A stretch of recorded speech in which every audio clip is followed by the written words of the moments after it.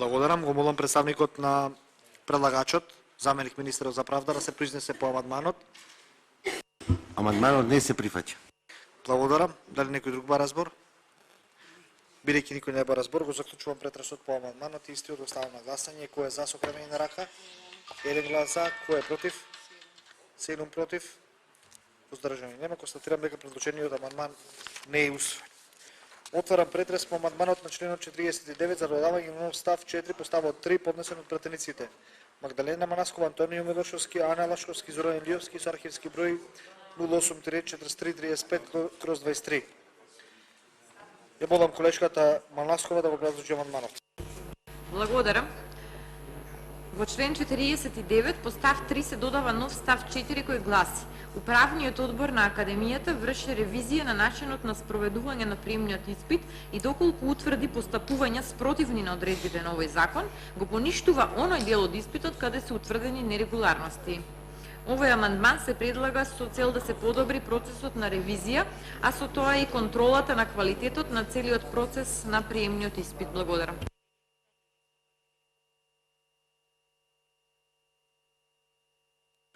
Молам представникот на предлагачот да се произнесе по амандманот. Да. Амандманот се прифаќа. Ако е кроз 23, сега да не Кроз се грешка, 23. извинете ме, стварно зборев. 23. Врши ревизија на начин на спроведување. Да, се прифаќа. Се Убора прифаќа. поминок, ќе те барам, ќе се видиме. Ајде, се лераме. Чао. Го прифати? Оливер? Благодарам. Дали некој друг бара збор?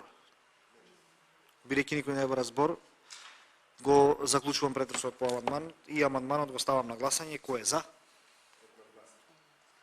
Едногласно. Констатирам дека предлог амандманот е едногласно усвоен.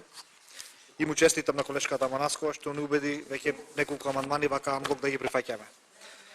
Отварам претрес по амандманот на членот 50, заменување на ставот 4 и за додавање на став 8 поднесен од пратениците Магдалена Манаскова, Антонио Милошовски, Ана Лашковска и Зоран Илиевски со архивски број 08-343-35/22. Ја молам колешката Манаскова да го образложи амандманот.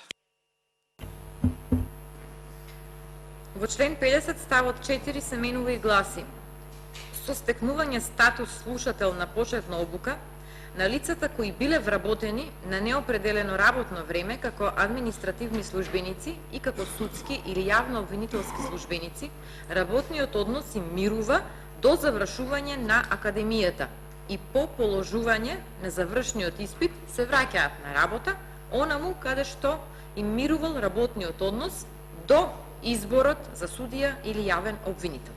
Се додава став 8 кој гласи: Слушателите на почетната обука имаат право на породилно отсуство согласно Законот за работни односи.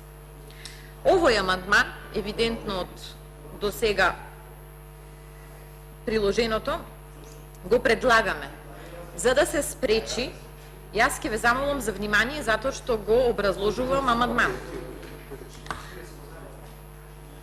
Овој амандман го предлагаме за да се спречи дискриминација во однос на административните службеници, односно на лицата кои што се вработени во државна администрација, да им овозможиме да им мирува работниот однос додека трае обуката.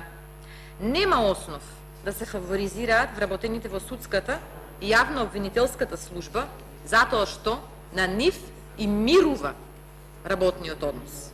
А административните службеници кои што ќе сакаат да бидат кандидати и да ја поминат обуката, значи вработените во државните институции треба да дадат отказ или слично. Не знам на кој друг начин ќе го уредат. Ама како ќе го уредат ако ние со закон не им дозволиме да им мирува работниот однос? Поради случаи во минатото, јас сметам, не знам, нема многу, па нема една само колешка пратеничка е овде, меѓутоа сметам дека и колегите пратеници треба да бидат родово сензитивни. Имало случаи во минатото и верувајте, навистина е проблем и треба да се почитува правото на породилно отсуство, жените во никој случај да не бидат дискриминирани како слушатели како посетувачи на академијата.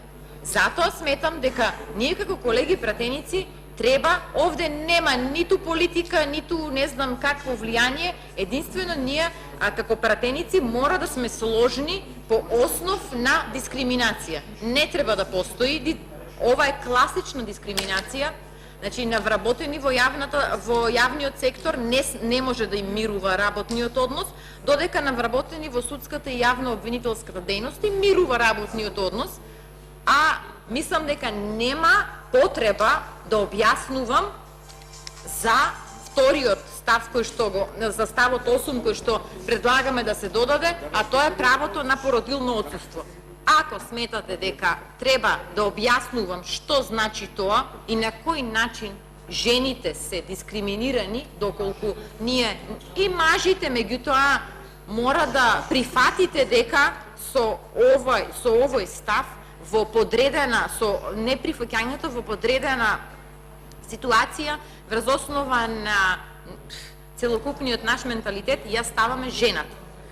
Така да, за овој став не би објаснувала повеќе, затоа што сметам дека нема потреба. Благодарам.